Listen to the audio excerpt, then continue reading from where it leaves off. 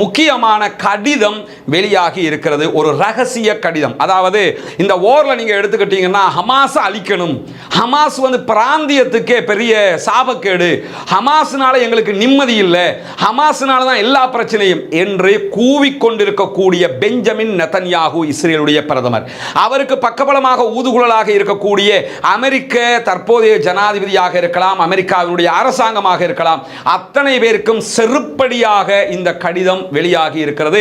குறிப்பாக வெளியாகி இருக்கக்கூடிய கடிதத்தை வெளியிட்டிருப்பது வேறு யாரும் அல்ல, இஸ்ரேலுடைய பகுதிகளுக்குள்ள இருந்து அல் ஜசீரா வெளியேற்றப்பட்டாலும் அல் ஜசீராவை போன்று நியாயமாக ஓரளவுக்கு அங்கு இருக்கக்கூடிய செய்திகளை விமர்சன கண்ணோட்டத்தில் பார்த்து வெளியிட்டு வரக்கூடிய ஒரு ஊடகம் எடியோத் அஹ்ரோனோத். எடியோத் அஹ்ரோனோத் என்கிற இஸ்ரேலி மீடியா தான் இந்த கடிதத்தை வெளியிட்டிருக்கிறது. இது வேறு எந்த கடிதமும் அல்ல.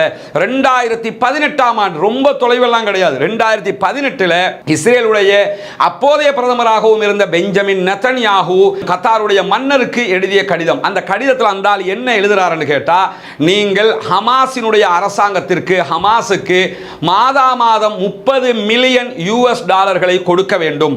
அப்படி கொடுக்கும் போது பிராந்தியத்தில் ஸ்திரத்தன்மை உருவாகும். ஹமாஸுக்கு நீங்கள் பங்களிப்பு செய்வது பிராந்திய ஸ்திரத்தன்மைக்கு வலுவாக அமையும் என்று சொல்லி அவர் கடிதத்தில் எழுதியிருக்கிறார்.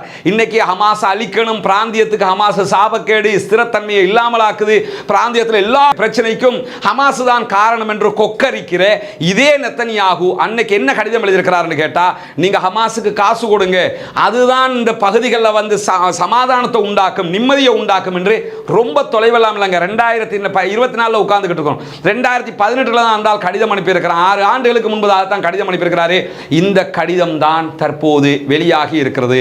ஒரு மாதத்துக்கு மந்த்துக்கு 30 மில்லியன் யூஎஸ் டாலர்களை கொடுங்க என்று கோரிக்கை வைத்தவுடன் கத்தார் அரசாங்கம் அன்றைக்கே அமெரிக்காவிடத்தில் இதை கேட்டது. அமெரிக்க அரசாங்கமும் ஆமா நீங்க கொடுங்க, நீங்க ஹமாஸுக்கு பணம் கொடுப்பது தீவிரவாதத்திற்கு உதவுவதாக அமையாது என்று சொல்லி அவர்களும் ரிப்ளை பண்ணி இருக்கிறாங்க. குறிப்பாக அன்றைக்கு இருந்த அமெரிக்காவினுடைய ட்ரெஷரி செயலாளராக இருக்கக்கூடிய ஸ்டீவ் முனுச் தான் இதற்கான அனுமதியையும் கொடுத்திருக்கிறார் என்கிற செய்திகளை எடியோத் அஹ்ரோனோத் தற்போது வெளியிட்டு இருக்கிறார்கள். இந்த செய்திகளும் என்ன காட்டுதுன்னு கேட்டா, இவன் யாருங்கிறத காட்டுகிறது.